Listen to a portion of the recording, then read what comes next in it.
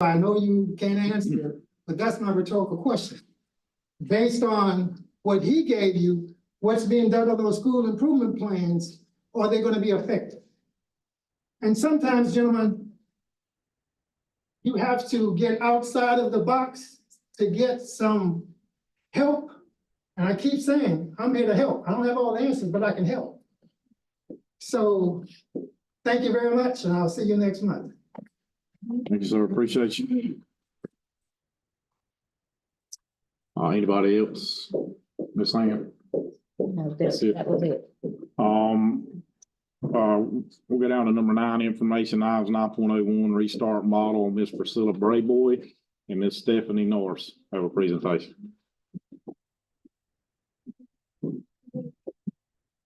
Good evening, Board Chair, Secretary, and Board members. I'm Ms. Brayboy. I serve as the Director of Elementary Services here for Bladen County Schools. Along with Ms. Norris, I've been tasked for providing you a brief overview of the restart model this evening.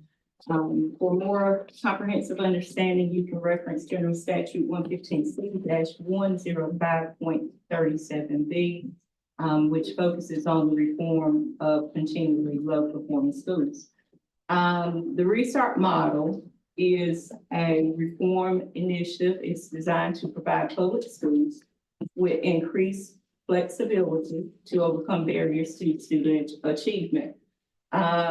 These barriers might include challenges such as teacher capacity, turnover, and school culture. The model is specifically available to North Carolina schools designated as continually low performing.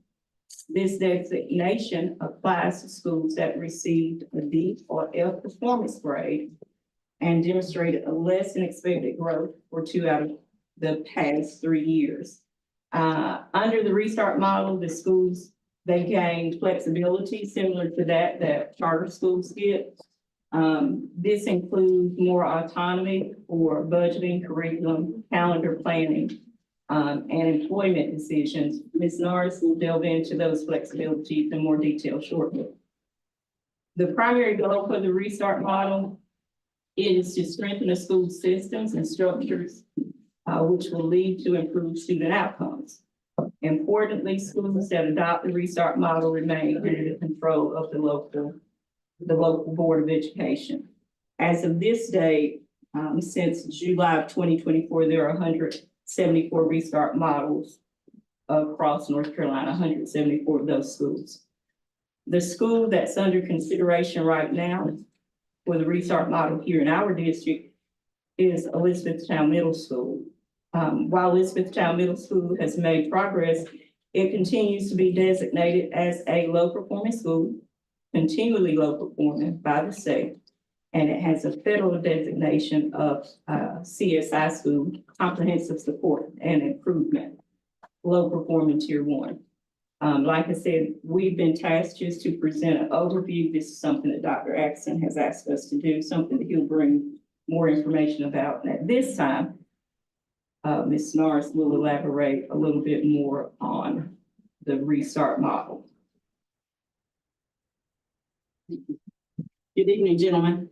For those of you that don't know me, I think I know everyone here. I'm Stephanie Norris. I'm the Executive Director of Secondary Services here with Bladen County Schools. Happy Board Appreciation Month. We certainly do appreciate you. So excuse me, I've got to put my glasses on because I'm getting older and can't really see as well. So I guess the question you're asking is, so why are we even considering restart here in Bladen County Schools? Well, flexibility is the primary advantage for the restarts. There are 5 different significant flexibilities that would be allowed at Elizabethtown Middle School. The first is with the budget. Even though there are no additional funds allocated for that, they are distributed in a different way. A pot of money, the money that would be allocated is dropped into PRC 037. And from there, Elizabethtown Middle would have flexibility to hopefully provide incentives if students meet or exceed growth, hopefully provide incentives for bonuses if we hit certain things. Staffing is a major issue across the road, you guys. I mean, it just really is. And anything that we can do to bring certified staff in we need to look at. So it'll give us that flexibility. Employment requirements is another major concern. Walk across the road and look at subs in the classroom. Under the restart model, we'd be able to employ, let's say, Mr. Benton, let's say you have a high school social studies license, but you enjoy math. In the past, with Mr. Benton, we'd have to send him back to school, take the exam. But Mr. Benton may say, I don't want to do any of that. I just want to go to Elizabethtown Middle and help. We can take him with his license in social studies, put him in a classroom out there. He wouldn't have to do anything else. And we have a certified teacher in the classroom. It also gives us flexibility outside of the core subjects to hire teacher assistants in those positions to save money. Then we can allocate for stipends and other things. Even in certain positions, hire high school graduates. So even though that is worst case scenario, it does give flexibility there. Calendar flexibility. Dr. Atkinson has discussed possibly them going on a calendar like the early college, or they could even go on their own calendar. Ms. Brayboy and I have spoken to people across the state. We've spoken to a principal of a restart school. We spoke to a chief academic officer who's in our position at another county actually earlier today. And she talked about how they had a day built in a month in the restart school. And what they did is they bused 40 or 50 children specifically in for targeted intervention in the morning to 11:30. And then that afternoon, it gave them time to meet with their staff and have professional development. So when we're conducting our walkthroughs, if Ms. Brayboy and I notice a problem in direct instruction, we could go meet with them for those 3 hours, that one day a month, and target just that. Where right now, that staff doesn't have time to do that. They're beginning teachers. They've got meetings every afternoon. They have ball game duties. They have other things. So that will give them the flexibility within that calendar, just that school. That's not afforded to the schools right now. But under Restart, acting as a charter, that school could do that. Standard course of study, we are not looking at changing the North Carolina standard course of study. We're not dismissed from our accountability model. So we need to keep that. However, the curriculum. So here's another real life example. We've got iReady for Math. That is our core program in math, K-8. Let's say Elizabethtown Middle School, the EBOS data shows that none of the students are projected to pass. Okay, they're working on a first or second grade level, a lot of them. We need to go back to Saxon math. Right now, that's not allowed because we have a district-wide curriculum. Under the Restart model, they could purchase with their funds that Saxon math, and we can employ that to see if it works. It is a 5-year program, a 5-year comprehensive program. Once you're in, you're in. But the good news is you try different things each year, and it does have a report that's due to the state every December that's involved. Assessment, it's a middle school, so that's non-existent. Class size, again, it's a middle school. You can have 50 children in a class, morally you can't, but you could. So as I said before, Ms. Brayboy and I have spoken to many people across the state to get some information for you. This is just an information session tonight. Again, given what we know at this time, our greatest benefit to E-Town Middle School would be the employment requirements. Hopefully we can fill the complete staff over there. They are the direct line to student achievement. It's that. Our next steps are to continue to gather information over the coming weeks with a plan to, Dr. Atkinson will probably bring back to the next board meeting to seek approval.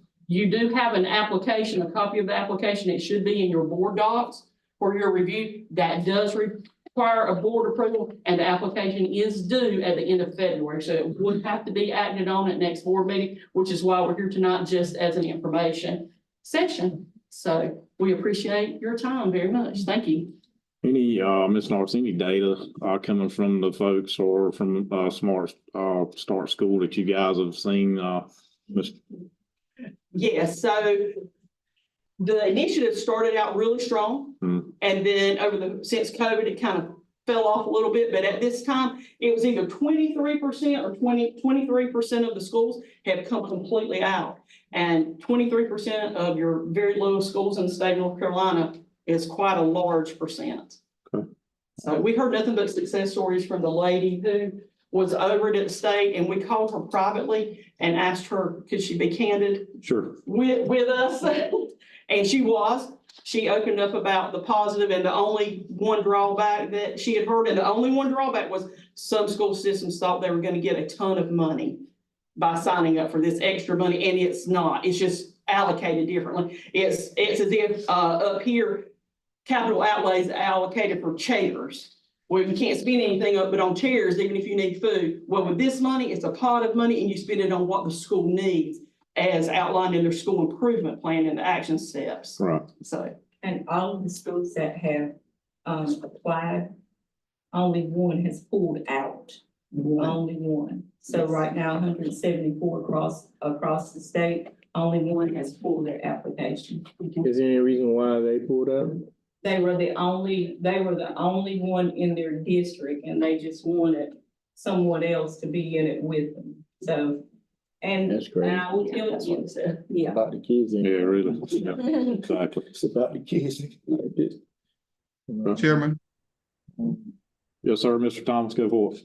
thank you. Hey, Ms. Norton, I think that if I read it correctly, this is actually geared towards schools who were low performing or underperforming in 2 of the last 3 consecutive academic years. yes, And you sir. did mention, so if this is a 5-year program, let's say that we do awesome in 2 years or 3 years, are we obligated to continue the agreement of 5 years? Or once we see significant improvement and we're moving in the right direction, are we able to I guess, end or terminate or pivot the direction or course of action that we're moving in? Yes, sir. So we asked that very same question, and just like with anything, you have ebbs and flows. It is a 5-year commitment, but there's no harm in staying in. It's only beneficial except for the people who've got to complete the yearly reports. Yeah. And I'll leave it at that. But other than that, I mean, that was a failed joke, but Say that again. You still have to check in. yes, you still have to check in with the You state. still check in. They don't drop you off. They just don't say you're done. You still have to check in. In the 5-year plan, Yes. right? They keep tabs on you, so. And we asked because Elizabethtown Middle does receive additional funding for being a CSI school. Is that funding pool? And they said this is in addition to. The support from DPI is in addition to. So they would still get their CSI money, they would still get their Title I money. Well, my question is, I know we had bonus money for like principals and people like that. What about for math teachers and some of those core teachers? Would there be a pot that we could try to lure some people in? That's what we're hoping. Top-notch talent. That is what we're. That's what I'm saying. Sometimes you need that. That's why that financial flexibility, but there are things in place that Ms. Harrison has to attend and HR has to attend because of that flexibility. So they would know more guidelines on that once we were in the process, but that is the intent. That's right. So, Ms. Norris. Go ahead. So with some of those other schools, how they save money, like their PE teacher, their art teacher, they had individuals with like high school diplomas, so they did not have those salaries that they had to pay for 4-year degrees. So that's how they save that money and how they lure those people in. So they were able to pay stipends or bonuses to those people. They don't have to be certified. Ms. Norris, I have a question. Yes, sir. E-Town Middle School was under probationary before, right? Yes, sir. Well, So- I'm assuming years ago. So it ain't been that long ago. So how is this plan different from the one they had before? This gives complete flexibility and autonomy to the school. Before, you had to operate under the general statutes of North Carolina. Under this school would operate like a charter school. It would still belong to you, but they would have all the flexibility to choose their curriculum, to choose where that funding goes to choose a calendar that fits the children at that school. So that's where it is. It's just in the flexibility, nothing else. Just in the flexibility. That's how it's different. They did not have that before. They do not have it now. We can flood all the tutors we want over there, and we have this year. We've been very intentional. That's a school that I go to visit at least once a week.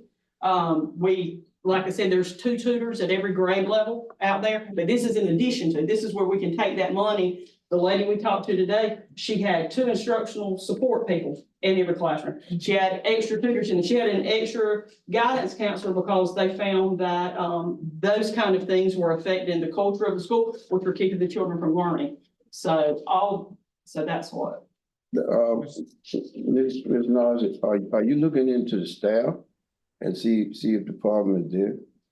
we look into that all the time. We were talking today about the number of vacancies that are there, the number of teachers that are there who are committed to that school, that are good teachers, but they're beginning teachers. They're learning how to walk in the classroom, turning on the technology, how to find the resources, not veteran teachers who have the resources, know how to teach children, know how to teach intervention. So there's a difference in the staff of first-year teachers and a staff of 7 to 10-year teachers. So yes, we look at the staff, but it's very hard to staff over there. It's very, currently have three vacancies over there now. Why is it hard to staff? Teachers in general, it's hard to get any teachers to come. And a CSI school like Elizabethtown Middle, truthfully, they have a lot of extra in the building, a lot of extra people in there, a lot of extra eyes. And some staff just do not want to go to a low performance school. And then some staff want to go to a low performance school, but that's why you provide those incentives, those financial incentives to get some of those good teachers to commit there. Some people will just commit out of their heart. Some people will commit out of their So wallet. Ms. Norris, and you may know the answer to this and you may not. Cause this may be a Dr. Atkinson question, Yes, sir. but if you know the answer or you can give insight, that'd be great. Who's gonna be over this program? I don't know the answer to that. Ms. Brayboy, you know the answer to that? That's something Dr. Atkinson, I guess, would ask. Now, I mean, he had y'all looking into it, so evidently if y'all are gonna be the ones to know everything about it, Curriculum I'm department. sure that there's some kind of emphasis laid towards y'all as to who's gonna lead this thing, because that person is gonna have to be on Oh, yes. point as well, Oh, yes. And for lack of it's, a better way of putting it. and it's a 5-8 school, so I don't know if it would fall under Ms. Brayboy with 5th grade, if it'll fall under me with 6-8, a combination of both. I really don't have that answer. He would name the point person. And it would have to be listed in the application that's due next month, so. I think we also need to identify all the issues that, not only just the grades, but all the issues that make it a low performance school. And we need to address them one by one. Correct. Because we can get all this money and give it to these teachers and they come in. We may get some teachers to come, we may not. That's the goal, obviously. But we want to provide an education to these kids that leads them in the right direction and prepares them for the next level. Yes, sir. And we need strong people. Yes, sir. People will run for money. Don't mean they always do what they need to do to get That's that right. money. You have to have oversight. Yeah. Yes, sir. Mm. But staffing's the Chair- main issue. Once you get the staff worked out, everything else can come along the way. But until we get the staff over there, So you saying the reason why we having staffing is because of the programs we have in the school? no, I'm not saying that's the only issue. There's issues across the state with that. But we're missing teachers across the entire How county. many positions do we have over there that need filling? 3. But hopefully one tonight. Hopefully you will approve one tonight. I think the name's coming before you tonight for one. So that'll just leave 2 So open there's just 3 positions. positions that need to be filled. Every other job over there is occupied. Is occupied right now, primarily with first-year teachers. Not out of a school of education, not out of a school of education, straight out of a 4-year degree going into the classroom. So they are great people and going to be great teachers. They just need time, and that's, Okay, you know, okay. Chairman, This question is, have we thought about asking some of the teachers that are high-performing teachers and transferring them over to this school so that to kind of even it out, rather than putting all these inexperienced, for lack of a better way of putting it, early teachers trying to learn the job all in one location. This seems to be like boot camp. that would be a Dr. Atkinson question. I do know that we have a lot. I don't think it's gotten. No, Ms. Atkinson, you would have to, say how many beginning teachers we have at which schools. I don't know that number off the. Ms. Guyton, can you give us that information, please? Which information, Mr. Davis, did you want? Tell me again the question. The school over here, E-Town Middle, you said we got a lot of first teachers, early teachers. How many do we have over there? They're probably, beginning teachers over there, they're probably, a beginning teacher is a teacher who is a first year teacher, I a understand. second year teacher, or a third year. I know what a So beginning there's teacher is. probably at least 6 beginning teachers. Okay, so, But And what they're are they- not all first year, you know, some of them are in their third year, some are in their second year. still considered, Still considered first That's year right. beginning teacher, Yeah. not first year, but beginning teacher. yeah. So y'all don't think that we need to probably look at that as far as putting some more experienced teachers in here? And when we move them, giving them incentive to move, if we can do that legally, first of all, give them an incentive to lead, to move so they can help these teachers, not instead of putting a bunch of first, second, and third year teachers together. Who's gonna be the superstar? Cause you need one, you probably need 5 at least, I would say, that's my rule, in every school.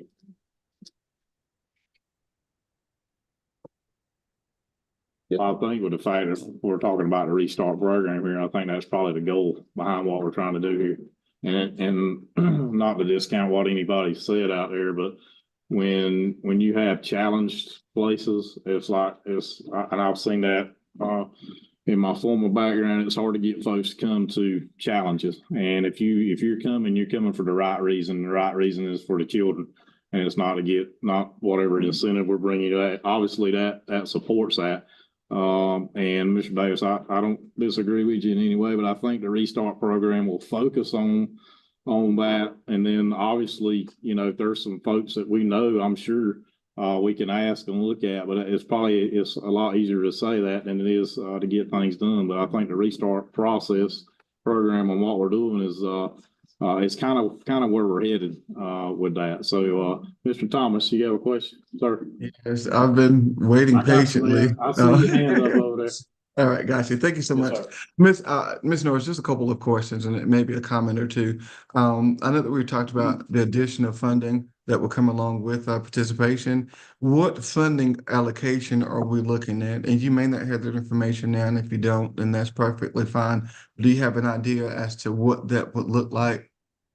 We don't, there is no additional funding. It's just in how it's allocated. There's no Okay, the additional funding. allocation. Okay, got you. Yeah, Got you. yes, sir. And so I guess the other thing, it sounds really, really good. And in fact, if you do have a low performance school, you definitely would start with getting qualified or highly skilled educators to go into the classroom. The thing with that is if we do tie an incentive to that, once our period runs out, we can no longer allocate those dollars towards incentives or towards salaries or stipends and things in that sort. Now we have a whole large pool of highly skilled educators that are going to go in, turn the school around. Once we go back to our old way of budgeting, and they become accustomed to a 5-year period, a 3-year period of bonuses, what are we looking at as far as retention of those educators? Because there's going to be a possibility that we could perform well by participating with reschools. And then once those dollars leave, those skilled educators may abruptly leave as well. And then And you're that could talking possibly about put us in the same predicament in years to come that we go in with beginning teachers and things in that sort that may not have the skill set. Just a thought process ahead. And I know that Ms. Brayboy said, I think that we will go in and what do you want to answer that first, Ms. I was just Norris? gonna say that sustainability piece is what you're speaking of. We're not to that yet. We're not to that even planning phase yet. We don't even know if we're gonna be able to include stipends or bonuses. We don't know any of that yet because we've not submitted the application for them to send back, this is the money, and then you can plan. So we're not to that yet, but I know exactly what you're talking about. The sustainability piece is gonna be huge. But I can't give you answers to that because unfortunately, we're just not there yet. Right, I'm sure that will be a consideration. Right, and this will probably just give ideas for the actual next board meeting. But for instance, what if we decide we sign up with reschools, we'll go through, we revamp things, they have the autonomy as if they're a charter school, they're still a part of Bladen County Schools, things happen. What if at the end of that 5-year, we don't meet benchmarks? We can We apply still again. don't We asked that perform well. question today. We reapply and we can get in for another 5 years and have that autonomy. We asked that question today. Okay, so now we could go from 5 years. What would it look like for Bladen County Schools that we've reapplied so we could potentially have one school enrolled in the program for 10 years? That's that's a decade. That's a lot longer than any of our terms. We may be around, some of the board members, we may not be around. So that is, just looking at that, that's a very long time for a corrective action plan. I think, Mr. Thomas, with all transparency, is you gotta get started and you gotta see where it's gonna go. I mean, looking forward years out in the line is what we all wanna try to foresee the future, but I think we gotta take baby steps with this thing and I think it's, just listening to what we're hearing here and what we can do for the school is we gotta try it. We gotta, put our best foot forward and see where it goes. Mr. Rhoda, Right. sir. Ms. Nard. Sir. So what you're saying is we don't have a lot of teachers over there that's licensed. No, we have licensed teachers. We have differently licensed teachers. Some have gone through the regular program and have a license, and have residency license. There are 4 or 5 different types of license that they can get. All that goes through HR. Yeah. So Mr. Thomas, it's almost been 10 years of this with Etown Middle School, I would say. So we're talking about another 5 years, Mr. Thomas. Yeah. But we got a different program here than what we've probably tried. So, once you fall off the bicycle, you get back on it and you drive a different way. So you got to understand that even things that work prior, a lot's changed during COVID, pre-COVID, post-COVID. So you gotta look at different avenues. If you're trying to teach something one way, and maybe there's a different way that somebody can introduce that to us through a different, maybe it's just a way to teach or approaches it or whatever that looks like, then we gotta try it, regardless of how it's been and how it was last 5 years, how it was the past 10 years. Then we need to try something different to give them significant, flexibility to see what we can do to get those kids. Because to be honest with you, they're going to be in the 9th and 10th grade here. So some of them won't get the full process of it. But if you get them started, then at least we got something, a foundation to work with the students that are coming out of the 4th, 5th, 3rd, 4th, 5th grades coming to the middle school. So I think we got to look at it from that standpoint, the transparency of it. And I think if we go off of previous history, then we're going somewhere we don't need to go. We need to think forward and forward for the kids, for the faculty, and the improvement of the school. And two small little things. Doctor, you got all month, about 3 or 4 weeks. If we come across anything else, we'll forward it. Dr. Atkinson will probably be able to answer many more questions from the superintendent's end next time. And just a little disclaimer for Ms. Brayboy and myself, in no way are we discounting the teachers and the staff and what's going on across the road at Elizabethtown Middle. Those are some hardworking folks. Those are great children who are working every day when we're in those buildings. They just need a little bit of help. But they are wonderful staff and wonderful children. So don't think that at all or get that misconception. Thank you. Thank you. Thank you, guys. Appreciate you. All right, we'll move on to action item 10.01 SOR contract with Ms. Ann Brown, Ms. Susan Harrison, and Mr. Jim McVickers here tonight.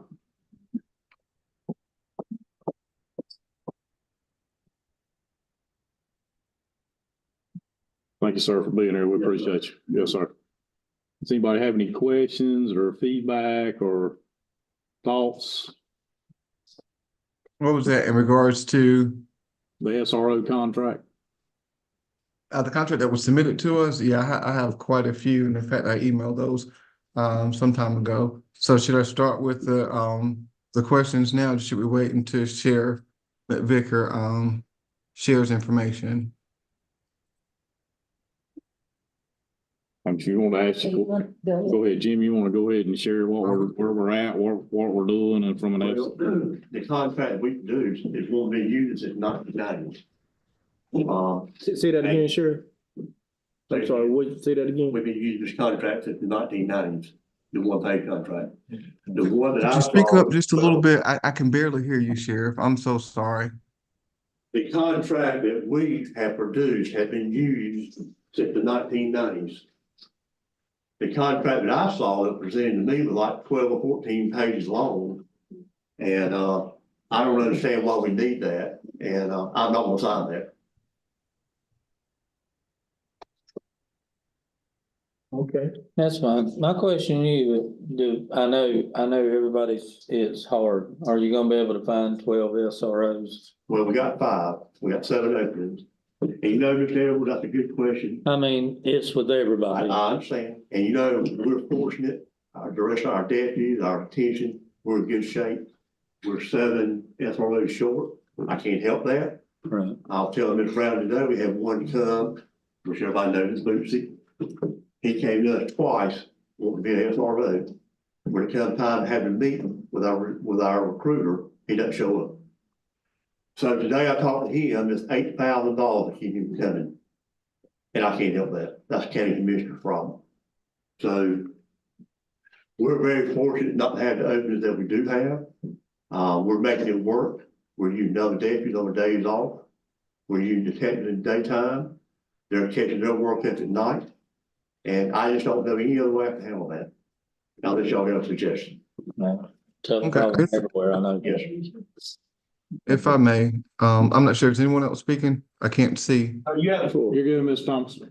Okay, good. So Sheriff McVicker, I think, well, one of my concerns was the actual contract as it was sent over. I think it had a request for 12 SROs, and then there was a dollar amount attached for 12. And so if you're understaffed, and I definitely understand that if you're understaffed, you can only provide 5, then that should not be the school system's responsibility or our liability to pay the full amount as is contractually obligated, because you're not providing 12, you're providing only 5 officers when the contract states 12, and that's what a dollar amount. So are we able to adjust the dollar amount based on what it costs per, because if it's, I'm just gonna throw a number out, if it's $900,000 and that's for 12 SROs, and we only have 5 SROs, it would be unbelievable to think that we would continue to pay for 12 SROs. And I agree 100%. We had a meeting with Ms. Brown, Dr. Atkinson, and their financial lady 3 weeks ago. As a matter of fact, y'all have underpaid. I think we all agree with that. Where deputies that were assigned to work school did not list on their timesheet. And so y'all did not pay them. But there's SROs working in every school in the county. They are assigned, they are not SROs, but we provide personnel to work to school. So you're in essence getting 12. So are you saying, Sheriff, that there's an assigned officer at every single school in this county? We cover every school, some of our SROs cover 2. Is that officer there all day long? No. It never has. Then we don't have 12 officers then. Okay. We have people that are filling in to meet the obligation at those schools. And that's a concern for us, because if something happens at a school and an officer is not there, we have the reaction time, and God knows what that may be, because you might have a detective that's working at school and he may be working on a case somewhere, and he's the officer that's assigned to work at school. So who's coming? That's not correct. When we assign people to work school, that's what they do. You just stated, though, you have detectives working in the schools as well. I do. Okay, so again, if that detective is working the case and he's the person assigned to be at that school that day, we have the reaction time from that detective. First of all, we got to contact and find out where he's at. Then we got all the reaction time that it takes for him to get to the school to handle the issue, because he's the person assigned to handle that. Now, I understand that other officers can be moved from other schools to get there first, and that's fine. But still, there's a reaction time that we're trying to eliminate. We need 12 SROs for 12 schools. Anything outside of that is unacceptable. Okay. Well, I don't think you understood my first part. I said detectives work school during the day and they do their work at night. I think I said that at the beginning. No, you didn't. Yes, sir, he did. Yeah, I did. No, say that. no. He did. Yes, I did say that. Yes, sir, he did. Okay, you stand corrected. Go ahead. So, I don't know if anybody can do any better, and we have covered schools. Every problem we've had, we've taken care of it. So if you have a suggestion, I'd like to hear it. Yeah. Tell me how to get 12. I have several suggestions, but however, those suggestions would probably stop at the door. And so there's no need in me ever even stating those suggestions. Because some of those suggestions have been given to you, to other officers and other people within the sheriff department. Right. So at the end of the day, it's your call. And we understand that, but the schools belong to us. And we have responsibility to the citizens and the students in this school to make sure they're safe. And right now, we're failing them badly. I don't agree with that. Well, that's not a choice. It's like a name. Everybody got one. It's an opinion. That's your opinion. This is mine. It's not, everybody got one of those and they're entitled to it. God gave us that. But at the end of the day, we're not meeting the obligations that we said we would meet. We're paying for 12 officers that we're not getting.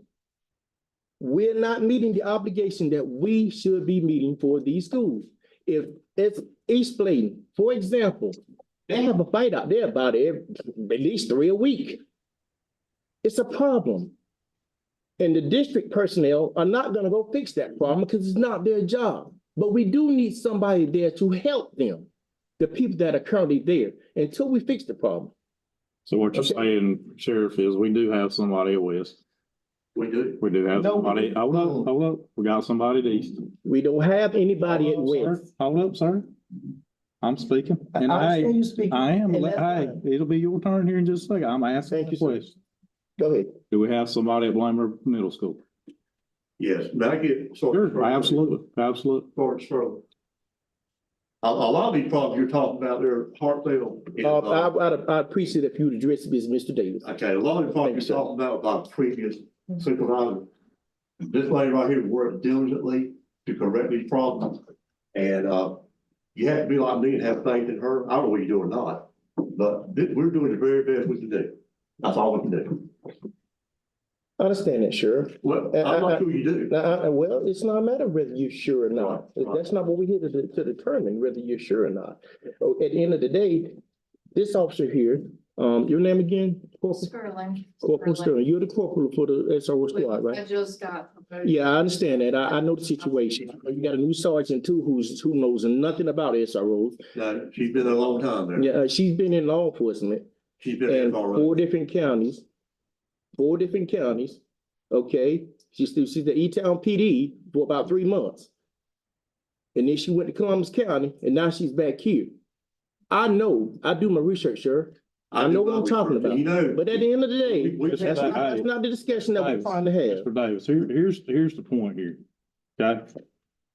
We got some new folks in place, okay? And we need to understand that.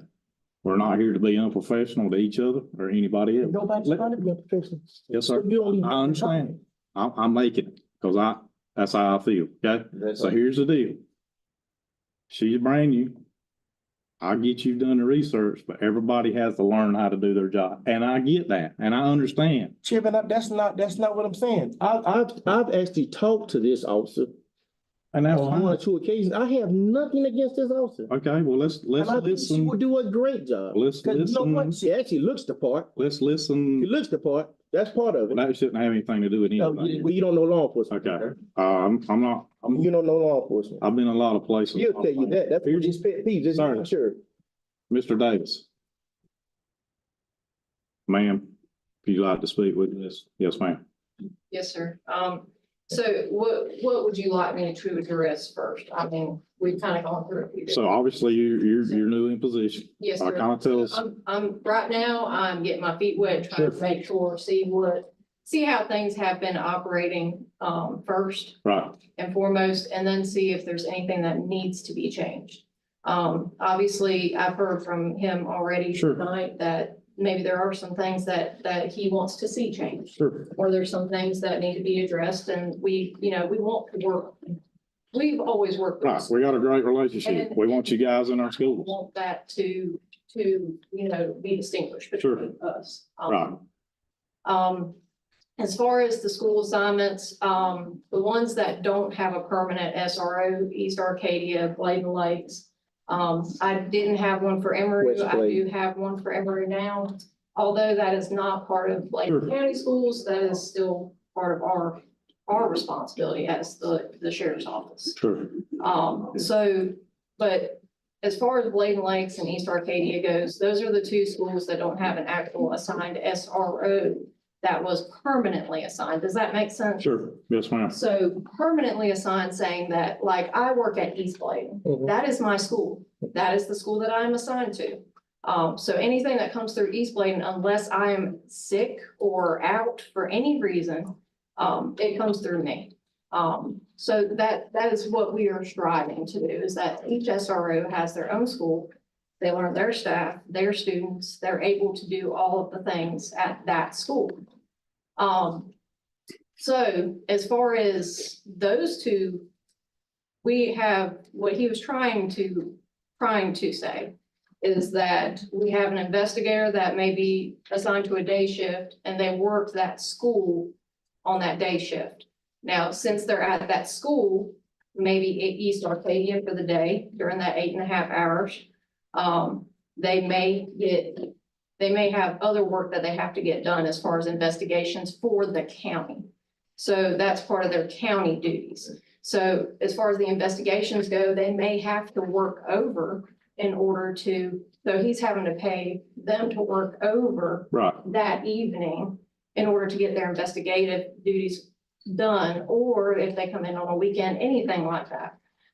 So pretty much they're helping us to fill in because we don't have that many SROs that are permanently assigned. Right. That doesn't mean that there's not an SRO that's at the school, Sure. if that makes sense. Yeah, it does, and I appreciate that. I appreciate what the ones we have in them are doing, and I think, you know, you guys are actively looking, and I know it's a, you know, any environment right now from a hiring standpoint is difficult. So I appreciate you taking on the program process because it is very important. Yes. You know, for Bladen County Schools, our kids, you know, our faculty, because, you know, there's a lot of things going on in the world today, and we appreciate you guys' attention to the details.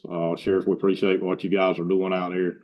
We want to continue that relationship with you guys because it's important here in the county. We could be doing different things in different ways, but to know somebody, to get somebody there, issue, opportunity, you guys, from what I've seen or been a part of, you guys are always there. At every game I go to, there's a presence.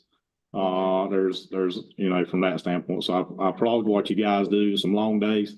You investigators for what they're doing for us inside our schools. You know, and I get it. You know, there's a contract out here. They're doing extra work to do, to help us and support us. And they're doing other things, taking away from their time, from their families. So I certainly appreciate it. So. If I may, if I, Hold on, Mr. Tom. Mr. Rhoda had his hand up right here.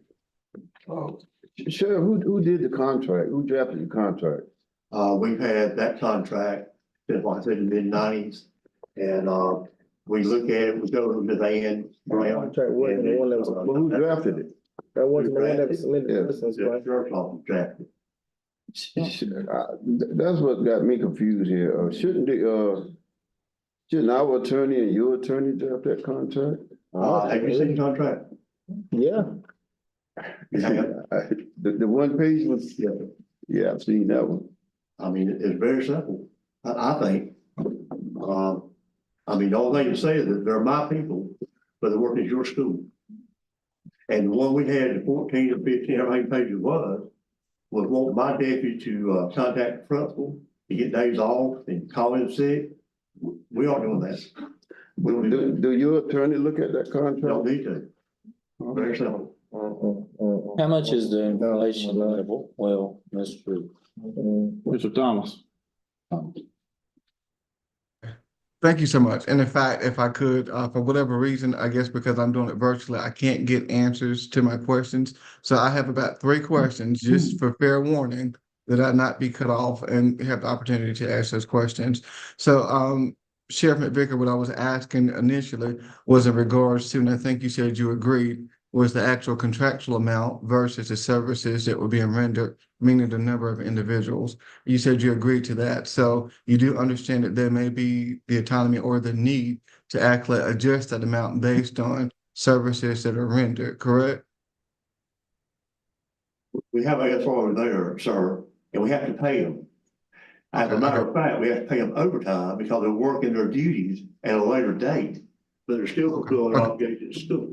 Okay, so look, to follow up on that, because I think there was an issue in regards to overtime as well. So Ms. Harrelson, who deals with finance, I know I'm putting you on the spot, Ms. Harrelson, but if you could answer this as best as you possibly can, how are we invoiced for SROs? Is there a bill that comes over every quarter and then that's paid? And I'm gonna ask my follow-up question. Yes, sir, Mr. Thomas. There's a bill that comes from the county finance officer every month with a list of all the employees that worked during that quarter, and then that's what we pay. We don't Okay, we don't take this money and divide it by 12 and pay the same amount Okay. every month. We pay based on the invoice that comes in, based on the hours they work. Okay, so there is supporting documentation with hours, because I think initially it was more so, or at least my understanding was that the invoice came over and then we actually paid the invoice, but it's good to know that we do have that supporting documentation. So I guess it leads me into the last question. Chef McVicker, I know you said that some of your investigators that are actually working in the schools, before I get to my comment, this is the question. The investigators that are working in the school, that they happen to finish their primary duties a little bit later, which then puts them into overtime. So then that goes in with the balance. Who is truly responsible for the overtime? Is it Bladen County Schools, or is it the Bladen County Sheriff's Office? And how do we differentiate? Do we get copies of timesheets just to show, hey, listen, this person did work 5 hours over this week? Because I think based on the contract, it showed, if I remember correctly, and I may be wrong on this, I think the traditional work week was about 42.5 hours or somewhere along in there. So it wasn't the normal 40-hour work week. So anything over 42.5. Just to get clarity with that, Sheriff, are you able to answer that? And then I'll make a final comment. The answer to that is it's documented, on their timesheets. And we have had people in the past to pad their timesheets and cheat the county out of money. So we make them document it, what school they're at. And if they don't document, I work East Arcadia on such a date, 5 hours. If they don't document it that way, y'all don't pay. And we had that happen last quarter. Is that true? Yes. And we didn't pay them. So y'all really came out better. So we make them document it because, like I said, we've had that problem in the past, people stealing time.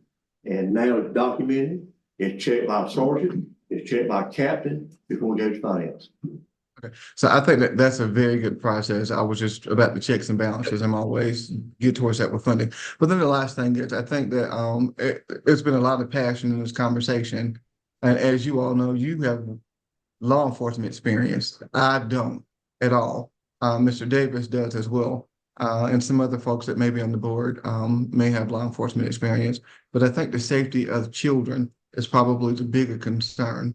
And so anytime, any day that we don't have a permanent SRO or permanent officer in place, if someone is called and they're not able to be in the school the entire day, sometimes, Sheriff, you know this, just your presence will make folks think twice about doing something wrong. The presence of an officer in the school would definitely divert a lot of behavior problems, and behavior problems lead to academic failure a lot of times. So it's very, very important. We see this on the news. I remember the first incident was Columbine. Everything stopped. It was on the news 24 hours a day. We were all shocked. Now we see mass shootings and it's a common occurrence. It doesn't shake anyone, doesn't shake the fiber of our being. It's just a common thing. And we don't want to be at a point that we see something to that magnitude happen at our schools. I want to make sure that as parents trust us with their children, that we partner with you all appropriately to make sure that safety is a main concern equally with education. So I think that that's the whole, the premise of it, is to be sure that these children, not only children, but that staff are safe. And that's when I'm sorry. I agree 100%. And I don't know, I hope that you're aware of a program I started 6 or 7 years ago called the Signal 92 program. Have you ever heard of that before? Could you repeat? Signal 92 program. Have you ever heard of that before? He Are wouldn't you know asking that. me directly or just in Yes, I general? am. Yes. Lee, What I that couldn't hear, does, I couldn't hear the name of the actual, could you it's a repeat that? Signal 92 program that I started 5 No. or 6 years ago. And what No. that means is our officers go by schools and check out, walk the halls, talk to principals. And it works so good. We log it on CAD, so keep up how many times I went, how many times she went. Some of these schools get visited 8 or 10 times a day because now the state highway patrol has started doing the same thing. And probation parole does the same thing. So unannounced, anytime during the day, you may see 3 cars in East Blaine or West Blaine or wherever. And they come unannounced. And it's worked very well here in Blaine County. So not only do you have your SRO, you have other officers visiting throughout the day. And also the E-Town Police Department. Anytime police department helps us out, they do the same thing for us. Like the chief down in Blainburg, on his own initiative, if it's in the city, he goes by and checks. So I can promise you I'm doing the very best I can do. How many And people? what, do you and think- what you're saying that you're gonna do the best that you can do, what is our game plan moving forward to us possibly having 12 SROs, since we see that there's a need? Do you have a plan of action or some of the things that you may be implementing to do some recruiting? Working with BLET programs, some of those things maybe, to recruit officers? We have a recruiter that goes to ability classes. We just started a program through Wilmington. I can't remember the name of the program, but we paid a lot of money for this recruiting on PD in our area. And our deputy, we have $1,000 incentive. If they recruit you to come to work in the sheriff's office, we give that employee $1,000. And we've been very successful with that. We've never been short in SROs. I wish we weren't short, but I don't know what to do about it. Except recruit, that's what we're doing. So that's $1,000 that the employee gets, or is that $1,000 sign-on bonus for the new person? That's $1,000 that I get for recruiting you. The employee gets it. And who is it paid by? The county sheriff's office. Okay. I think the stuff that we've been discussing for the last two months, as far as the contract, Sheriff, is we didn't, in the contract that we were sent to review, it did not outline, and Ms. Harrison, help me if I'm missing something. It did not outline, it had a number on it, $961,000 and some change. Quite different from what we've been paying.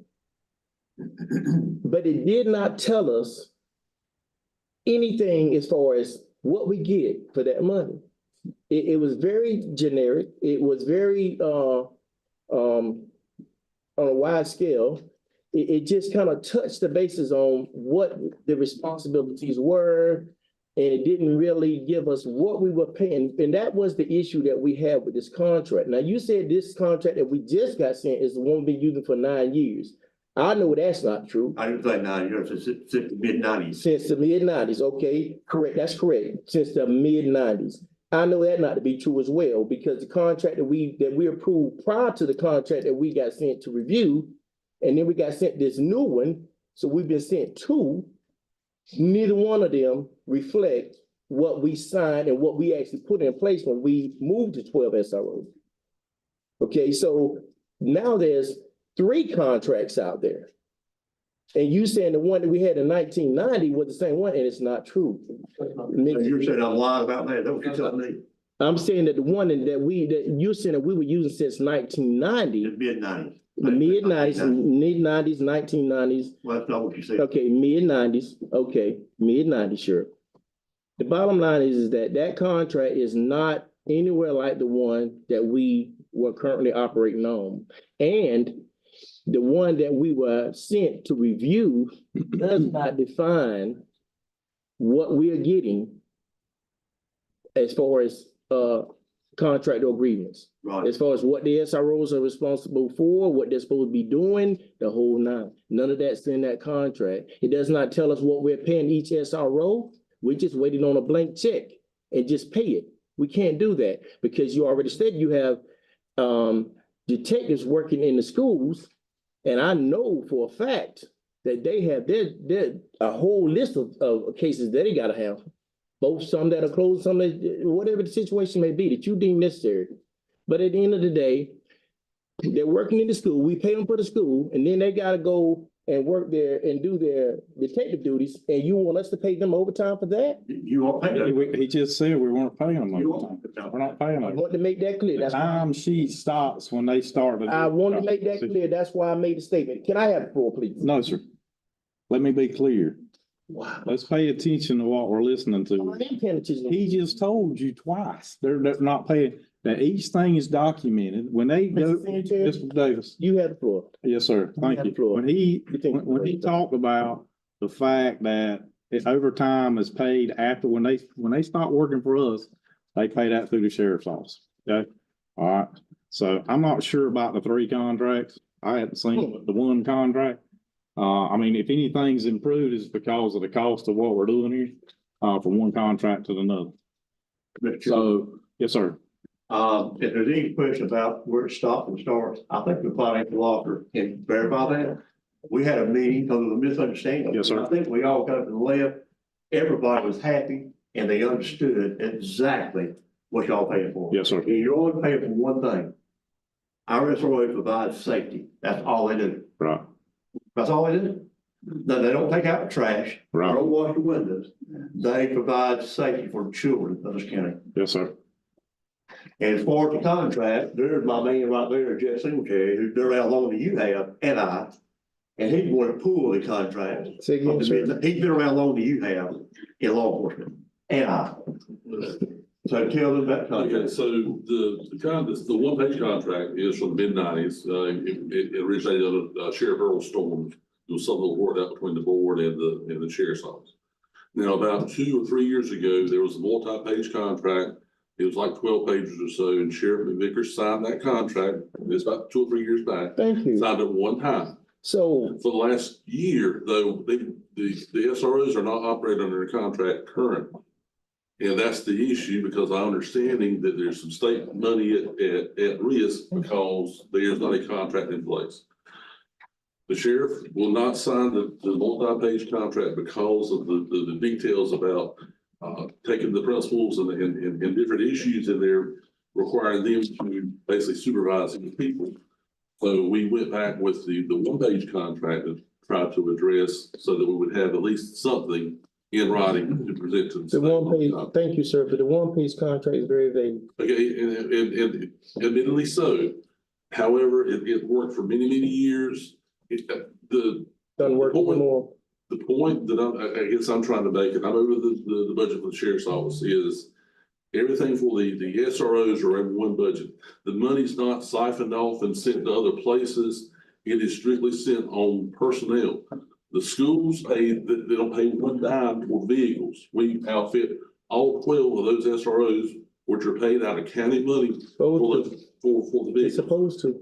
Well, a lot of other places don't do that, but that, just trying to outline some issues there, but that's the deal with the 1-page contract as opposed to the multi-page contract. It relinquished a lot of the sheriff's duties and responsibilities to the school system, and he just was not. So- I'm not what I. So what you're saying is that we're getting less for more money. No, it's the same amount, it's just not. It's not the I same guess- amount. $961,000 is not what we were paying. No, but you're not paying that, and she can probably attest to that. You're not paying the full $900,000. That's just the max, budget, the what max. 12 would cost if we Right. had 12, and that's the goal. the max. So we have to act So- upon that presence that we want 12 SROs, so we know what we're expected to be obligated to pay once those 12 officers get here, if they ever come. Right. Because for the last 2 years, they haven't been here. So the other issue. years, they haven't been. So the other issue. Really? Thank you for making that better. So the other issue we want to address too. So the other issue we want to address too, and y'all talked about this, we're in the same issues that y'all have with teachers. There is a minute number of people that are graduating from the BLET classes. Right now, there's over 300 vacancies in Cumberland County. They're graduating about 20, maybe 30 officers to fill those vacancies, what we have here and in surrounding counties, and it's an underlying problem. So, we can throw money at it, But basically it's going to the highest bidder at this point in time as far as trying to pay positions. We're doing the best we can and we're trying, several things like the sheriff said, as far as trying to, do an employee incentives and there's different things and we sit down, we talk about different ideas that we can bring to try to bring in more positions. But I just want to be known that there's, and I've heard this, that the sheriff's office is trying to siphon this money off to pay for other things, and that is absolutely not the case. What the school system is billed for is spent on SROs. Appreciate it. Thank you, guys. Can we get If you could, thank you so much for sharing that, because I think you gave a little bit more clarity tonight than what we were given in the past. Mr. Thomas, we got a motion on the floor and it has been seconded. I can't hear. We have a motion on the floor that has been seconded to approve the contract. All in favor by saying aye. All opposed, no. No. No. Well, I can't. Ayes have it. Thank you, Sheriff. We appreciate it. Thank you. Motion carries. Member of the board, thank you. Yes, sir. One thing, I mean, without a discrepancy, could you just send out like quarterly reports to everybody, Ms. Harrison, on what we can? And Get taken. So moving on, action item 10.02 fall 2024 custom policy updates. And I know Dr. Atkinson is not here. Ms. Brown, can you? And they were assist? tabled and at this time. They were tabled at the last meeting and they want to be brought back to, would have to bring them back to the table tonight. Right. So, can we get a motion on the floor to bring? Oh, the wait, custom- before we have a motion, there is one comment I just want to ask one question. And this was sent out by the superintendent. As we prepare to approve these policies, the one take with a couple minutes, I just want to read this. Board policy 2410 further states any board member, individual, or group of citizens, students, or employees may initiate proposals for new policies or changes to existing policies. The initiator will refer the suggestions to the superintendent for this for a study prior to public discussion for the proposal and board action. The board desires that policy decisions be made on the most complete and reliable information. To this end, the superintendent will seek input from the board attorney, other professionals, school system personnel, parents, students, and citizens as appropriate in the development of new policies or the revision of existing policies.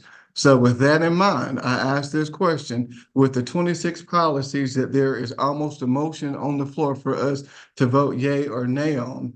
Has that gone through? Have we, has the superintendent sought, based on the policy, the approval or input from the board, from the board attorney, from professionals, school system professionals, parents, students, and citizens? Because I want to be sure that if that has not been done, that we understand the precedence that's actually being set. So. Okay, board chair, Yes, sir.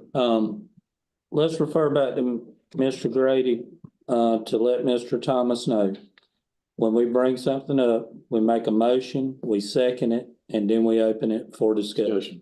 We don't start a discussion before this may never even make it to the table. You've got to wait for the motion and the second, correct, Mr. Grady? That's correct.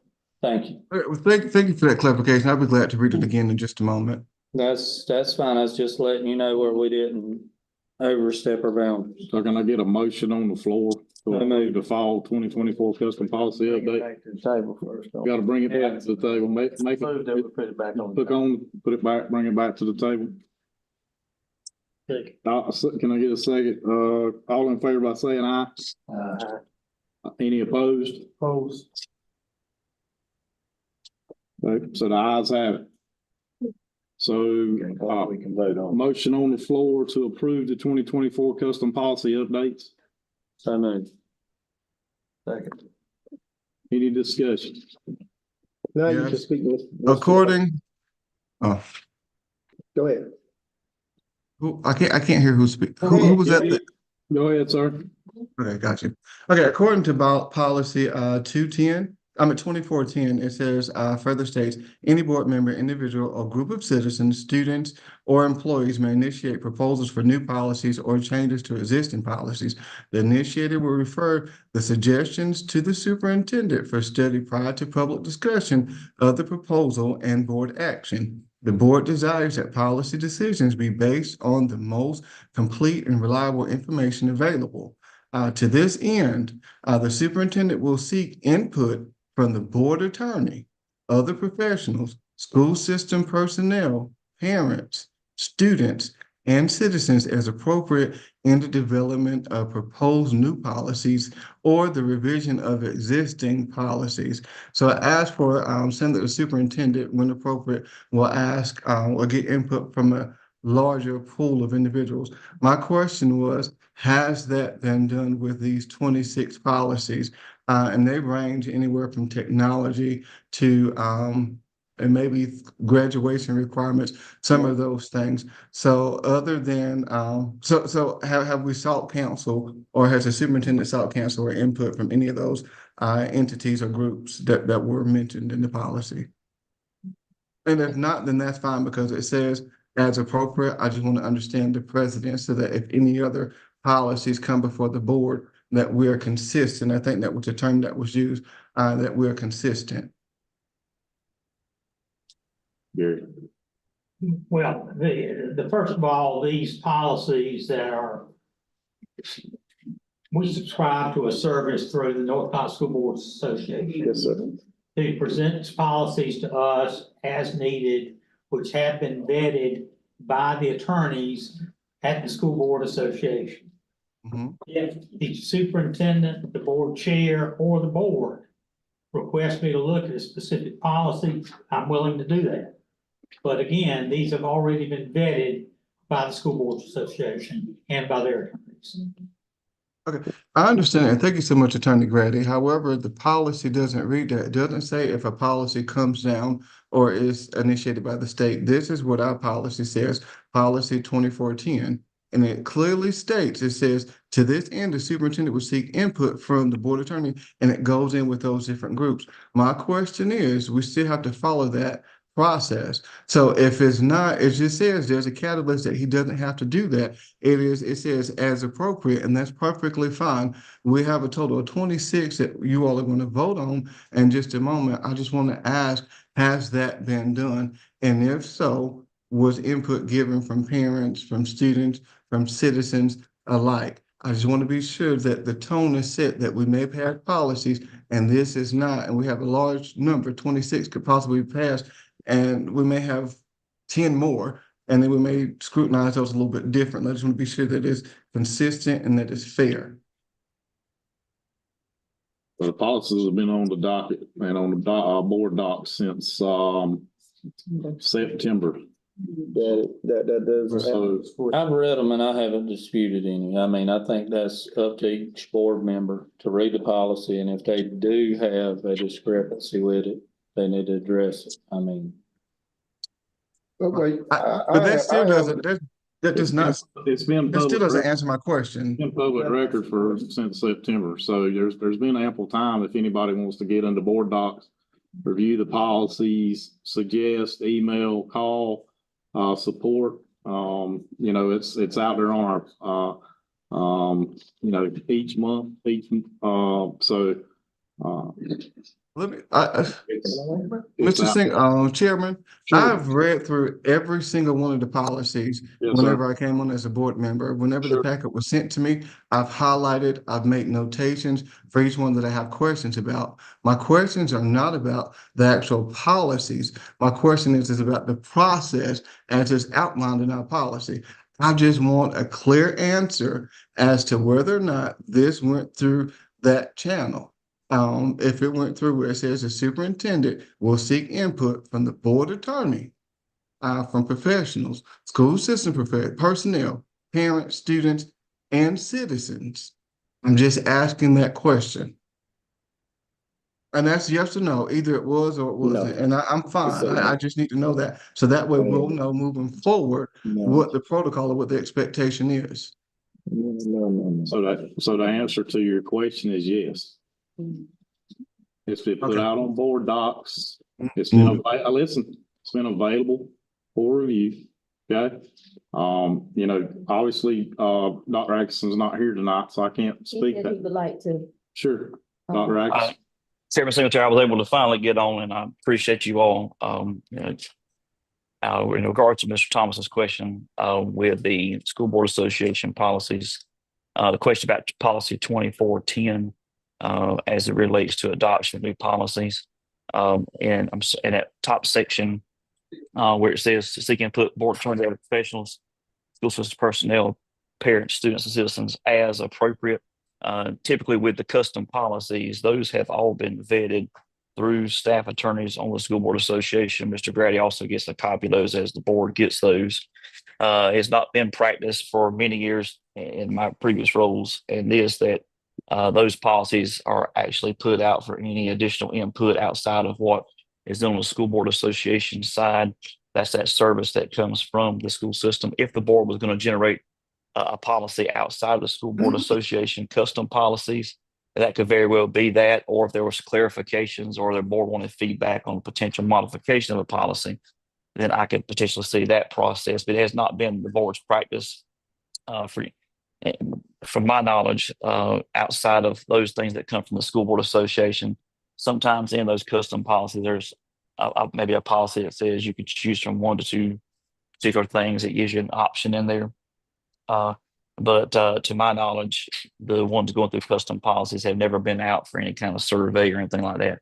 It would just be anything that maybe the board want to consider revising, or maybe a policy that's not in the manual that the board would like to potentially look at having something created for and drafted, where that could be out for review. But I know that these were originally introduced, I want to think, November. Obviously, that was before newly elected board members came on. Then it was getting tabled again in December. So typically the practice is, unless the board votes to set aside policy, any policy draft for consideration has to go on the table for that second reading. And Mr. Grady, you can correct me if I'm stating that wrong regarding the policy. That's a typical practice, and that allows that review period. If there was questions about some of those that the board want to get particular input from various stakeholders, or you all directed me to do something, regarding a specific policy, obviously we would do that. I think that speaks to, some of the things that are outside of the School Board Association. But that's just, again, that's been the practice in the past. If that's something the board wants to change, it's obviously the pleasure of the board. But we've typically brought the custom policies as is because they have been vetted through a team of the School Board Association. So thank you, Dr. Atkinson. I definitely can appreciate, since the answer was to my. Mr. Thomas, hold up just a minute, Mr. Thomas. Mr. Rhoda's got the floor. The board voted on changing, the policy on using the facilities without notifying the community about that. So I feel that we need to notify the community about a lot of policies that we change. Especially when it involves them. Dr. Atkinson, go ahead. Yes, sir. I believe with what was done with the community use of facilities, the policy itself, I'll go back and double check this. The policy itself was unchanged. It was a procedure that was aligned to the policy. There was questions about nonprofit and that kind of thing. So there's accompanying procedures, but I can verify that, Mr. Rhoda. I don't know that the text of the actual policy itself changed. I think that was a procedural change, but we can go back and verify that to be sure. Well, I do know that. Yes, sir. Anyway, the procedure is a change, but I'm making the point that a lot of times we need to inform the community before we make change policy, because it involves you. Or at least get feedback from the community. I understand that sometimes we can't do that because we have a statutory requirement that we have to act within, and we have to make the decision. Right. So there's a motion on the floor. It's been seconded. Hey, Chairman. All those in favor by saying aye. All those opposed. So the ayes have it. Motion carries. We will now move to, closed session. To go into closed session for the purpose of discussing personnel as per NCGS 143.1318.11 to consult with an attorney if needed as per NCGS 143.318.11 to discuss the student reassignment, the student discipline as per the 1974 Family Rights and Privacy Act. So moved. Second. All those in favor by saying aye. Aye. All those opposed. Oh. Ayes have it. Chairman, can you hear me? Hello? Sir. We're moving to How close. am I to go into closed session? Am I to stay in this? Or is that gonna be a different avenue? Should I call in? How was that set up? They'll bring you in. They'll bring you in, Mr. Thomas, to the, closed session, sir. So stay here and then Yes, sir. they'll, okay, gotcha. Yes, sir.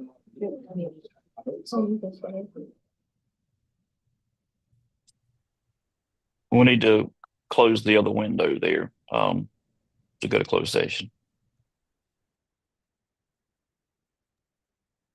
So you said I need to close this window? Yes, sir, because it won't let you run So to, leave the meeting?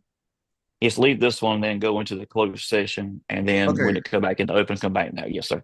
Okay, so whenever it says leave meeting, I just click that, correct? I just want to be sure. I'm Yes, doing it sir. right. Yes, sir. I don't see a leave meeting option.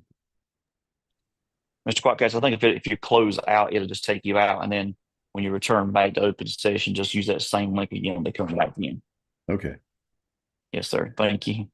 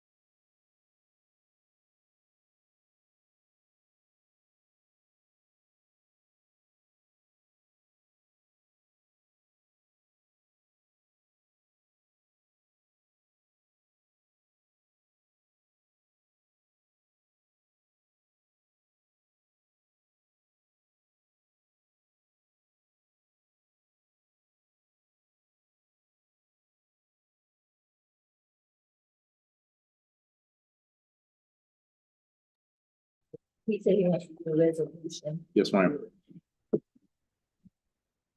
He said he wants You talking about the action item or? the school, he wants to go back to the 801, I think. I don't know. Wants to do those, he wants to do the recognition, yeah. I got you.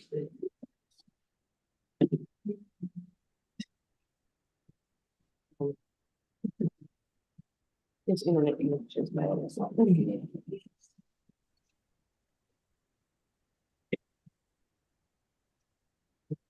Everybody should be back.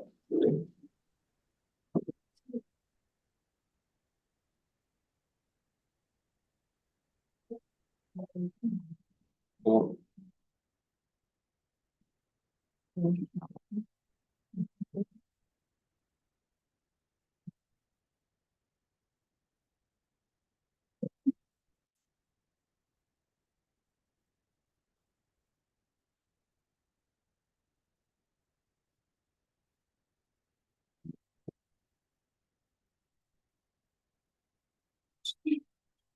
Mr. Parker, closed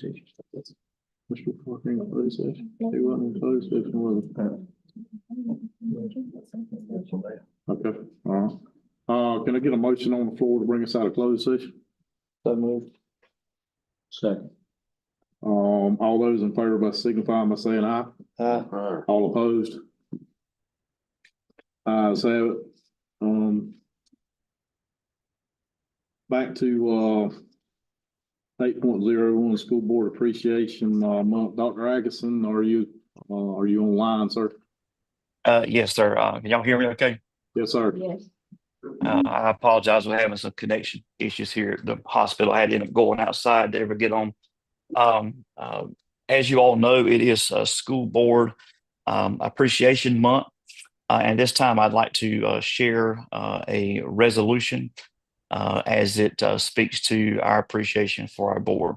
It says, whereas public schools are an essential element of our democratic society, and whereas these are challenging times for public education and for the work of school board members, and whereas serving on the Bladen County Board of Education requires an unselfish devotion of time and service to carry on the mission and business of the school district, and whereas school boards are accountable to communities for setting clear standards for student performance and assessing that those standards are met, and whereas school boards are responsible for establishing systems in which every student can learn and achieve at the highest level possible, and whereas school boards must meet the educational needs of students with fewer and fewer resources, and whereas school boards work diligently to assure young people are educated and prepared for their future in the workplace and as citizens, and whereas the men and women elected to these positions deserve recognition and thanks for their countless hours of volunteer service to public education and the children of our community. Now, therefore, we hereby declare our appreciation to the members of the Bladen County Board of Education and proclaim January School Board Appreciation Month. I urge everyone to join me in recognizing the dedication and hard work of our school board members to create an education system that meets both the needs of the children of today and tomorrow. In official recognition whereof I fix my signature this day, 13th day of January 2025, and it's signed Jason Agason, Superintendent, Bladen County Schools. I'd like to ask those folks who are present, please join me in thanking our school board members for what they do for us each and every day and for the support they provide for the students and staff and families in Bladen County Schools. Thank you. I believe this time we do have some gifts of appreciation. Ms. Johnson, if you all, have you given those to them yet? Or they need to get those on the way out? Yes, so we do have, as you can see on the table up here, some gifts from all of our schools. So we've got those boxed up for each of you, right out here. So if you'll please make sure to collect that, on your way out. Do they have names on them? They do have names on them and they Wow. are in alphabetical order. Wow. They're not giving us the same thing. They are all the same thing. Some people just like to put a name on a gift tag. And Chairman Singletary, if I can just share, man, I do want to thank the board personally, Superintendent, for your support each and every day. This is a partnership where we all work together with our teachers, all of our staff members, our students. We know that there's been some great successes, but we continue to work hard. There's a lot of things that we'll need to continue to work on and improve, but we do that as we work together. I do want to thank you for your service to the children of our system, to our families, and to our community. That there's a lot of adage to the saying, it takes a village to raise a child. So we all got to work together, our business partners, our faith organizations, everyone. And so we do thank you for your support each and every day. And as we continue to move forward, we believe 2025 is going to be an even greater year. And that we're going to continue to work hard, all of us together collectively, to see our children continue to grow academically, socially, and ensure that all of our kids receive a full year's worth of academic growth. All right. Mr. Board Chair and Board, I would ask that you approve personnel action items, level 1. So moved. All those in favor, by signify by saying aye. Those opposed? Ayes have it. Motion carries. We're action item 13, matters of interest to the board. I think I'll start off. If, Mr. Rhoda's got the floor right now, sir. I would like to know, how it works with coaches and teachers. I mean, especially with teachers, if they go to a ball game, how do we do their time? If they are selected to work after school to a ball game, how's that time done? Do they clock in on it? Or the principal just give them the time later, just like we are in the tobacco field somewhere? When, as a certified employee, they are pretty much considered 24-hour employees. That's how the law's written. I mean, so what happens is when they do a ball game or anything that they're required to do by the principal, then the principal works that time out with them. Because we can't pay teachers overtime pay. Does that make sense to you? We can't pay them over their duties unless it's a contract, like for a tutor position or something like that for an after-school program. But they are, the principal works with them. Like if they need time off, then the principal would work with them to give them time for that. Like on an early release day. So you're saying that when people work, it's not recorded? Teachers, certified folks are just salaried employees. Yeah, but the other people, Time is not recorded. but what about the other people? The classified employees with like your bookkeepers and your custodian staff, your bus drivers, they clock in and out, so their time is paid. So if one of those people work, then we record that. Yes, they get paid for their time. So the principal don't do them like they do, salaried employees. If they work ball games. Yeah. Most of those folks don't work ball games because they're either driving buses or the teacher assistants will sometimes work a ball game. But schools are different. It's based on the principal at the school. So if we have a classified employee work, then it should be recorded. As comp time, and they get that time off, just like the teacher does. Okay, all right, I'm clear with it. Okay. I have a question. Are we, seems like bus drivers, that's been one of our big issues. Are we still recruiting or doing anything to get in? We're still recruiting bus drivers, still having classes. We even got principals and yeah, Dr. Ruffin just took the class, so we're having Anybody? They got license. And willing and able, that's what we've been doing. I appreciate that. That is. And that has been a challenge, That's a challenge across for the us. state. Yeah, we've a lot of folks are losing drivers to cities, city transit where they can be paid $25, $26, $27 an hour. Obviously that's, much greater salary than what we've been able to give. And some districts, we're not at this point now, but some districts have had to look at a minimum mileage requirement for the bus to pick up a student. So if it's, 1 mile from the school, 2 miles from school, we're not at that point now. But it's obviously an ongoing challenge. And so that's definitely, and it's just not a Bladen County issue. It's across the board, across the state. Thank you. Okay, am I able to speak now? You are able to speak, sir. Okay, thank you so much. Yes, sir. Just a couple of things, and this is, and I hate that I couldn't be with you all in person. I'm actually at the core training. Let me start by saying it is absolutely phenomenal. I'm learning a multitude of different things in service, and service that I provide in this role. So it's clearly defining expectations and perimeters, things in that sort. So I'm very appreciative. Everything Ms. Johnson set up for me was dead on. Thank you so much. Mr. Benton, I am not Vice Chair Benton. I cannot see you, but I've seen the back of your head the entire time. But I did see an email go out. My apologies. Yeah, I try to respond to emails as often as possible, but there was one email that went below my radar. And I do want to express my condolences on the passing of your sister. I don't want you to think that I purposely did not express condolences. That was an oversight on my behalf. I know how family is so important to all of us. And I definitely want to take time. And I'm talking to the back of your head, so I hope you understand the sentiments.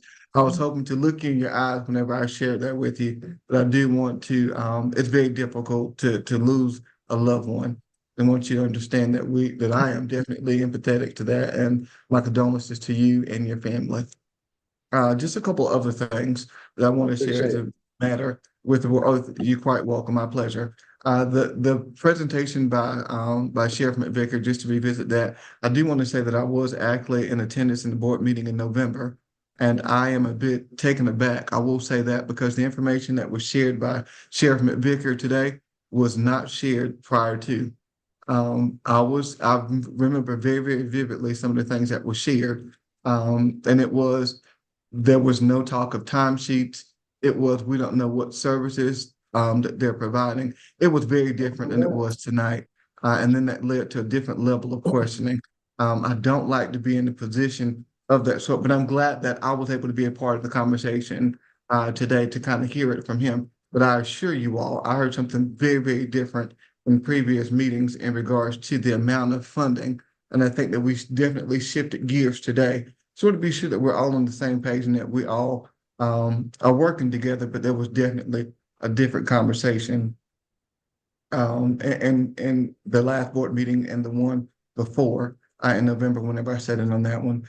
I will say that another thing is with policy 2023 is with board committees. I think that there are 3 formal committees, I think, and then there are 2 ad hoc committees. Well, we have for the formal committees, I think it's facilities, transportation, cafeteria, safety, and security. Number 2 is student services, exceptional children programs, and number 3 is curriculum. Each one of those has 3 board members and then 3 system office personnel. If we go to the ad hoc, I think it has in here, what it says, the board budget finance. And that's with 3 board members, 2 systems office representatives, and then policy and I don't know, I wrote this down. Policy/assignment, that is for 3 board members and 2 assignment officers. I'm not clear. I think I may have asked this question one time before, but what subcommittee have I been assigned to? Am I to take over, I guess, the position of my predecessor, or how does that work? Or is someone to assign me with one of those? If not, if we've had changes in board members, then I just want to be sure that we're assigned appropriately. So can anyone give me information onto what subcommittee I'm assigned to, and then when are those meeting times? I think Dr. Axis is gonna come out with a draft, Mr. Thomas. I think he's working on that. Dr. Axon. Yes, Vice, but yes, and the chair makes the assignments for the committees. So I had taken, that was actually I was going to share that today. We need to get that taken care of by the end of the month. Typically, the committees those meetings are called as needed. There's not a standing schedule for those. There may be a new curriculum the district wants to look at. The curriculum committee may come, maybe may call a meeting to review those things. And we just had that, I think, in the previous year with the ELA curriculum. But I was going to mention that tonight. That is something that the board chair will finalize and share with you all before the end of January. So those committees could be formed And then, on the ad hoc, you're right, there's budget. I'm trying to think the other one, but I don't have it right in front of me right now, but, I have that'll be policy something. and is it That might, policy and personnel? I don't let me, know. I just have it. yeah, let me see if I can get the manual up real Well, fast. it's I've got fine. my, Don't worry. Don't if you know that we're yeah, gonna go in, that's fine. That's something yes. that you said will be done by the end of the month. So that Yes, gives and clarity. that's correct. Yeah, Uh-huh. it's the policy slash pupil assignment. And People aside, there yeah, we go. yeah, that's it. Yeah, that's it. So if you had any, if we were doing anything in terms of redistricting, that kind of thing, that committee would work with that. But I will get with the chairman on that. And again, those assignments be made by the chair. We'll get those sent out here shortly. But I did have that down to share that tonight, that the committees would need to be assigned this month for the next calendar year. Okay, gotcha. Thank you so much. And I just want Yes, to be sir. sure because that if it calls for those and we're not assigned, then just being sure that we're in compliance. The last thing that I do have is that this core training has been phenomenal, as I stated before, but it has scared the dickens out of me as it relates to liability and litigation. Just going in with the insurance as part of it, with board immunity and then statutory immunity and some of those other things that they mentioned before. But are we covered in the event that a disgruntled employee or something happens to a student, someone feels that they're discriminated against, they can actually, and they could sue, from my understanding, Bladen County Schools and the actual the Board of Education, so the board members. So are there any insurances that are put in place to ensure that because I'm told that we're able to be that we can be in litigation based on our professional capacity as well as our individual capacity. So and that may be more of a question for Mr. Grady. I just want to be sure that we are covered and that I am as well in possession. So it may never get that far because of immunity, but I know that sometimes board members do have some level of insurance in case of a lawsuit. Mr. Grady. Yeah, of course, we do have sovereign immunity to some extent, but we participate in the North Carolina School Boards Trust, which is, okay. It's not considered technically an insurance policy, but it does provide coverage for the board and for the Board of Education in the event that we are sued. That's good to know. Thank you so very much. Most counties participate in that same trust. And I can share more with you if you want to call me sometime. Yeah, I just wanted to be sure we were covered after they said that they had an entire session on that. So it was about an hour and 15 minutes of being sued. And when they talked about litigation, of course, I want to be sure, wait a second, is this the right? Yeah. Do we have that? I think that those are all the concerns or things that I want to bring up on tonight. But last thing, or this is the last thing, I think we probably just, whenever we have folks that are joining virtually, hopefully I won't have to do this again. It's just think that I don't know if you all can always see that I have my hand raised to be called on. And I think maybe because I'm seeing this firsthand because I'm not there, I don't see all of the board members. So it seems like I'm being rude and cutting folks off. I can't hear very, very good. And so if I'm experiencing that, I'm sure that someone else may have experienced it as well. So just something for thought, just in the event that someone else is out, that we just probably need to be considerate and be intentional. It's easy not to look behind you and, know that the person is talking, but I can't see you all. So the over talking was definitely not intentional.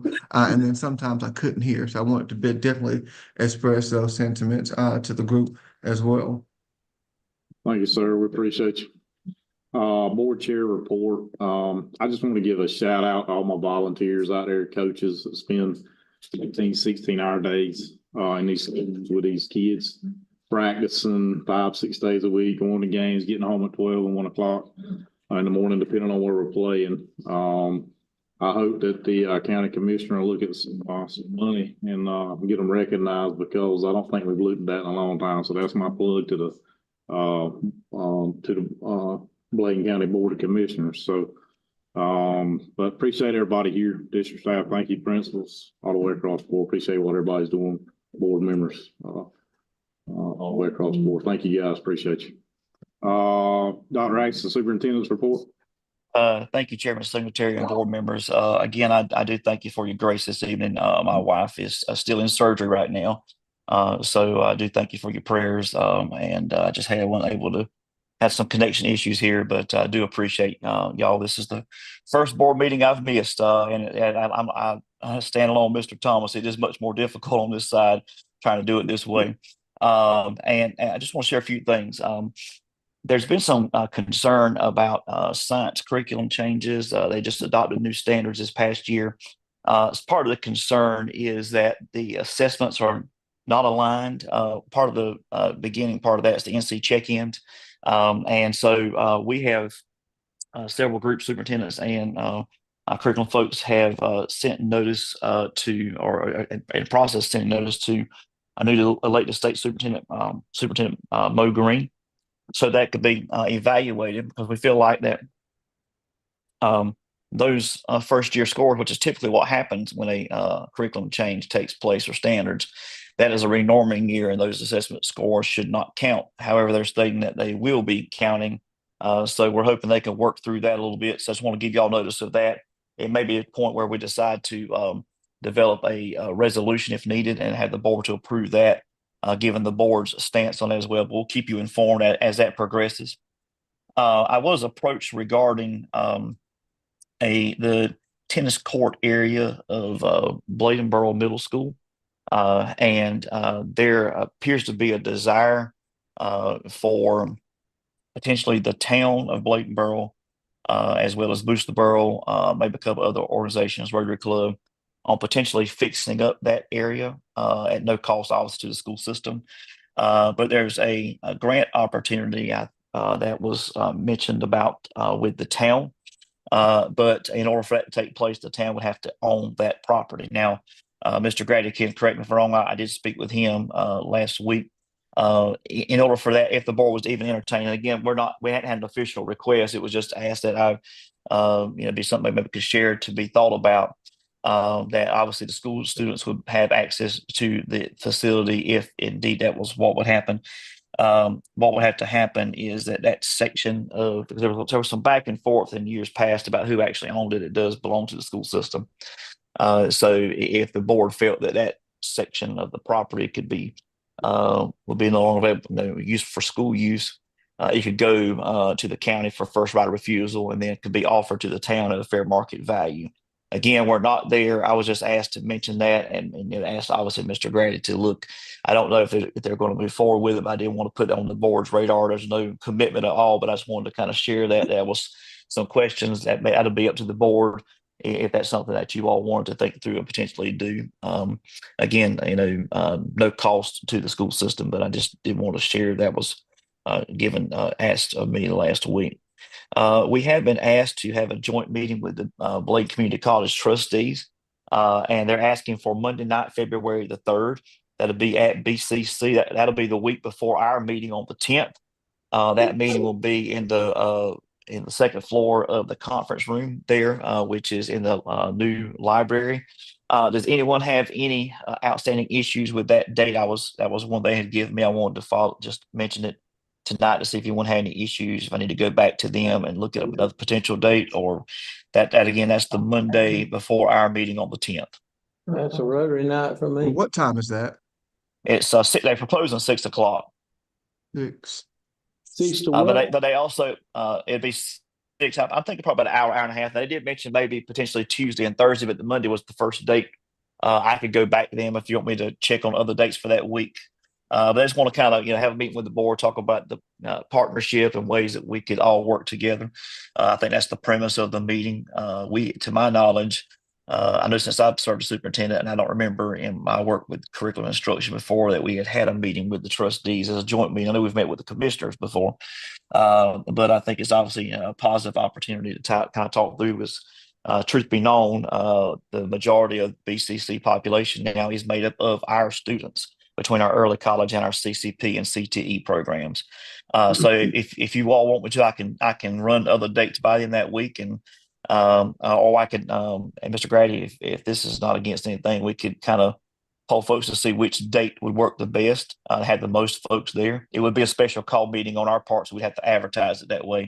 It would be a joint meeting with the trustees at BCC. But if anyone has any suggestions on that, I can obviously move forward. And that- Don't change it on my account if everybody else can be there.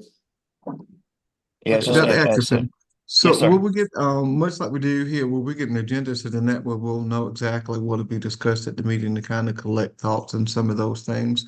Or is it Correct. just more so that they'll present about CTE and CCP programs and some of those collaborative efforts that we have with them? I will find, I mean, even in that, we still have to have an agenda.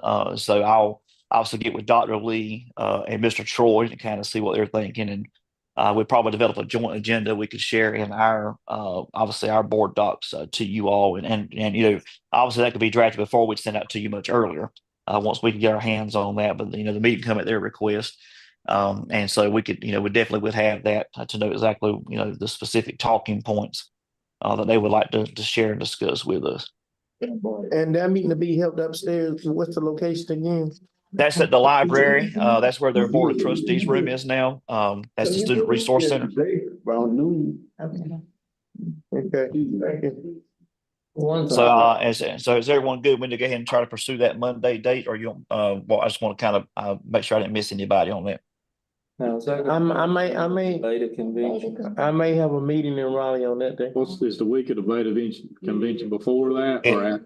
It kind of goes over that weekend before and that. I mean, I could ask for a date later that week or if, you know, again, it could be after our next meeting. It's just whatever the pleasure of the board would be. Is that weekend, Junior is that day? Okay, how about Thursday? Monday would work better. Fourth Monday or Thursday or Thursday? Yeah. Okay, what I'll do if it's fine with y'all, I will ask them about Thursday, Thursday the 6th, or the 3rd or 4th Monday after our meeting. Would that be acceptable to you all? Thursday, you said Thursday to what? Thursday the 6th, or either Monday the 17th or 24th. Well, those good dates for everybody. Well, at least I can ask them and see what works for their schedule. And I can call them, get with them tomorrow and get that out to you all. Okay. One other thing, and you've heard some of this in the news media, we got an official notice, I believe it was over the weekend, that if you've seen the Power School data incident that's been going on, and we found out actually as late as I was trying to get on the meeting, I was checking a message. Every school system in North Carolina has been affected by this data breach. They say the data was not shared; it was destroyed. There's some things that Power School is going to have to do. You know, again, we're learning. There's obviously no fault of the school system, ours or any others for that matter. You know, we've moved on to the new platform the state was moving to. So it would be historical data as it relates to students and staff. Again, we don't know all the magnitude, but we're going to be sending out a letter to families tomorrow with some information that we have now. And then we'll be doing an all call as well, because we want to make those families aware. Because what we've been shared is anyone that was impacted, Power School will be providing information to those families.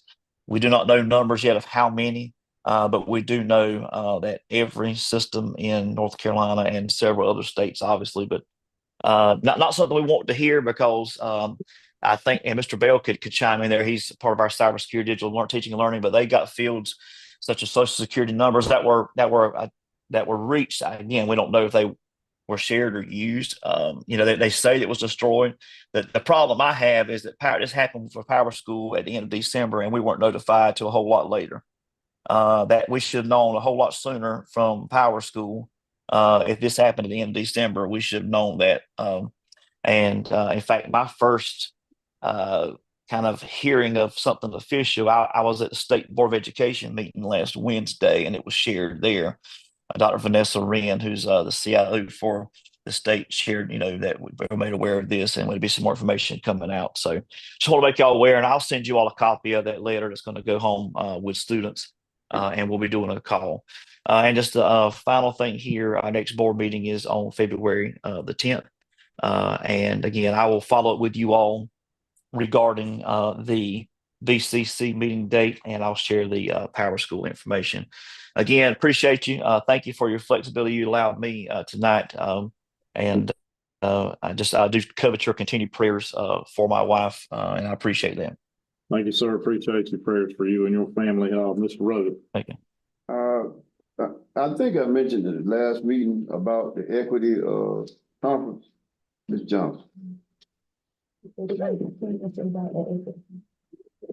Jason, in Richmond, Virginia. Yes, sir. Let's see here.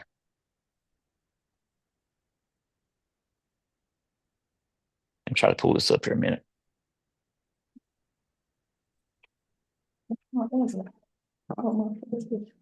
This month. Yeah, it's the 23rd and 24th. At the Richmond Marriott downtown. This is independent of school board association and what, but I mean it would be we've got our procedures. I think Mr. Rhoda, you're actually I don't have the policy from me right now. I think it's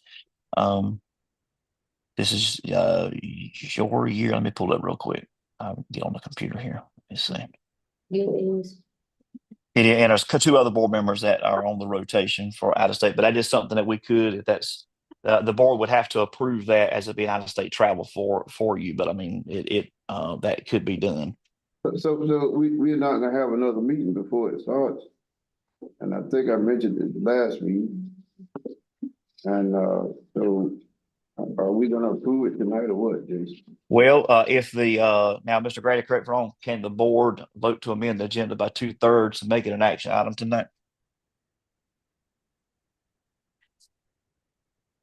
Well, I think they can. I mean, they've already approved the agenda, but I don't know of any reason they can't come back here with another motion to modify the agenda by adding that as an item. They won't do that. I make a move to do that. But I do think it has to be a 2/3 vote. I'll second it. It's been, a motion has been added to the table to amend the agenda by adding on the travel for Mr. Rhoda to Richmond, Virginia. Is that correct? That's correct. That's for the equity engagement conference. So and that was part of just oversight on our part with the agenda, so we do apologize. But yeah, we did have the information pooled. So Can I get all that in favor by saying aye? All opposed? Ayes have it, motion carries. So we would need to request the board to approve Mr. Rhoda to attend the Equity Engagement Academy Conference in Richmond, Virginia. Another thing, Jason, about driving there, I don't have to fly, do I? No, you can have the option. That's no problem. We've had some folks that drive. Yes, sir. You could drive. Yes, sir. We can do. Yeah, you can do car being in Rich. Yeah, we've that's no issue. So whichever method, just let Ms. Johnson know. We'll do your registration, but travel we'll just do your reimbursement whenever you return. Well, I think we had one guy drove out to California for engagement. Oh, yeah, Mr. Texas or something, I don't know. Yeah, Mr. Rhoda, some people just so. Got a motion. So we got a motion to add it To the agenda. to the agenda. Pass, so we need to go ahead and vote on the out-of-state travel. I made a motion. Yeah. Second, Mr. Renton had seconded that motion. All those in favor by saying aye. Aye. All opposed? Okay, motion carries. All right, and Miss Johnson will get you registered tomorrow morning for that. Thank you very much. Yes, sir. Thank you. And again, we apologize. I had it pulled. Apparently, I don't know what happened. We had an issue actually Sunday with board docs. Everything was lost. And it was about 6 or 7 hours that we were kind of going back and forth. We had to do some recreation, and I think it might just got lost in that. So again, do apologize. I didn't catch that. Can I get a motion on the floor to adjourn? I moved. All those in favor by saying aye. Aye. Meeting is now adjourned. Can you get your? Dr. Atkinson? Dr. Atkinson. Oh, he left.